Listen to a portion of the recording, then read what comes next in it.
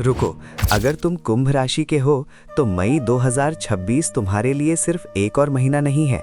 ये वो फेज है जहां तुम्हारी लाइफ बाहर से नहीं, अंदर से बदलने वाली है।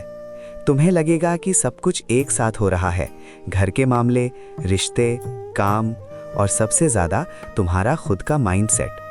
क्योंकि इस बार चेंज स्लो नहीं होगा, ये अचानक आएगा और तुम्हें रिएक्ट नहीं, एडजस्ट करना पड़ेगा। मई 2026 तुम्हें एक ही समय पर दो अलग दिशाओं में खींचेगा। एक तरफ पर्सनल लाइफ, घर, फैमिली, स्टेबिलिटी, और दूसरी तरफ ग्रोथ, अपॉर्चुनिटीज, कॉन्फिडेंस। और सच ये है, अगर तुमने बैलेंस नहीं बनाया तो यही दोनों चीज़ें तुम्हें ओवरवेल्म भी कर सकती हैं। महीने की शुरुआत में ही तुम्हें फील होगा कि कुछ अनरिजॉल्व्ड इश्यूज सरफेस पर आ रहे हैं। घर से जुड़ी बातें या वो चीज़ें जिन्हें तुम लंबे समय से इग्नोर कर रहे थे, अब उन्हें फिक्स करने का समय आ गया है। और यही इस महीने का पहला लेसन है। जो चीज़ें पेंडिंग हैं उन्हें अवॉइड नहीं, रिजॉल्व करना है। अब मिड मंथ से असली शिफ्ट शुरू होता है, 18 मई के आसपास, जब मंगल वृषभ में आएगा। तो घर और फैमिली से जुड़े मामलों में हलचल बढ़ सकती है। मतलब छोटी बात भी बड़ी लग सकती है, या अचानक कोई सिचुएशन सामने आ सकती है जो तुम्हें डिसीजन लेने पर मजबूर कर दे। यहाँ तुम्हें बाउंड्रीज बनानी होंगी, क्योंकि अगर तुमने हर चीज़ अब्जॉर्ब करने की कोशिश की तो तुम मेंटली ड्रेन हो जाओगे। लेकिन यही पूरा पिक्चर नहीं है। उसी समय शुक्र कर्क राशि में आएगा और यहाँ से एनर्जी बदलने लगती है।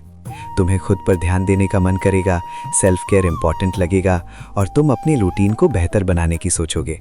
मतलब जहाँ एक तरफ बाहरी हलचल है, वहीं अंदर एक हीलिंग प्रोसेस भी शुरू हो रहा है।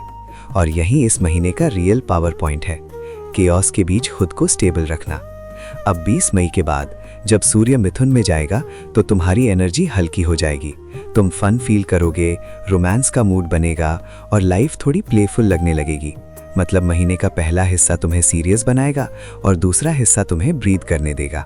लेकिन याद रखना, पूरा महीना तुम्हें एक चीज़ सिखाने आया है, एक्साइटमेंट में कंट्रोल।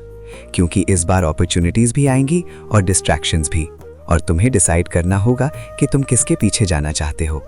अब बात करते हैं उस हिस्से की जहां इस महीने तुम्हारा असली फायदा छुपा है, करियर, पैसा, रिश्ते और हेल्थ। क्योंकि यहाँ अपॉर्चुनिटीज भी हैं और ट्रैप्स भी। सबसे पहले करियर और फाइनेंस। मई 2026 तुम्हें ग्रोथ के मौके देगा, लेकिन कंडीशन के साथ। महीने की शुरुआत में ही तुम्हें कुछ हाई प्रेशर काम मिल सकते हैं। ऐसे प्रोजेक्ट्स जहां स्टेक्स बड़े होंगे। तुम्हें लगेगा ये मौका बड़ा है, मुझे इसे पकड़ना है, और यही सही भी है। लेकिन यहाँ सबसे बड़ा रिस्क क्या है? Over excitement. अगर तुम बिना सोचे जंप कर गए तो वही मौका प्रेशर बन सकता है। लेकिन अगर तुमने पेशेंस रखा तो यही चीज तुम्हें एक नए लेवल पर ले जा सकती है। इस महीने एस ऑफ पेंटिकल्स जैसी एनर्जी है। मतलब नई अपॉर्चुनिटीज, नई डील्स या इनकम के नए रास्ते खुल सकते हैं। लेकिन ये तभी काम करेगा जब तुम ग्राउंडेड रहोगे। अब एक हिडन पॉइंट, 22 मई के आसपास कुछ अनएक्सपेक्टेड मौका आ सकता है। ऐसा कुछ जो प्लान में नहीं था, लेकिन अगर तुम रेडी रहे तो वही तुम्हारे लिए टर्निंग पॉइंट बन सकता है। अब रिश्ते, यहाँ एनर्जी बदलती रहती है। 20 मई के बाद जब सूर्य मिथुन में आएगा तो तुम्हारी लव लाइफ में फन और एक्साइटमेंट आएगी।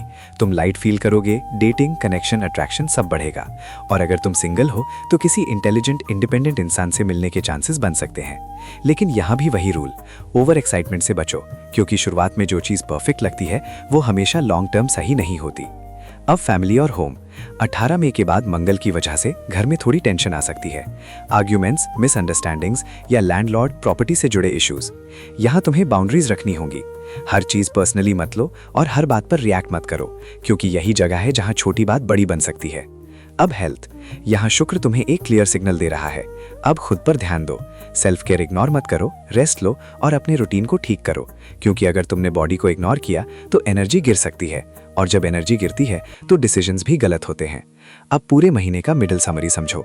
करियर में मौका है, पैसे में ग्रोथ है, रिश्तों में एक्साइटमेंट है, लेकिन हर जगह एक कंडीशन है, कंट्रोल। अगर तुम कंट्रोल में रहे तो ये महीना तुम्हें आगे ले जाएगा। अगर तुम फ्लो में बह गए तो यही चीजें तुम्हें कंफ्यूज कर देंगी।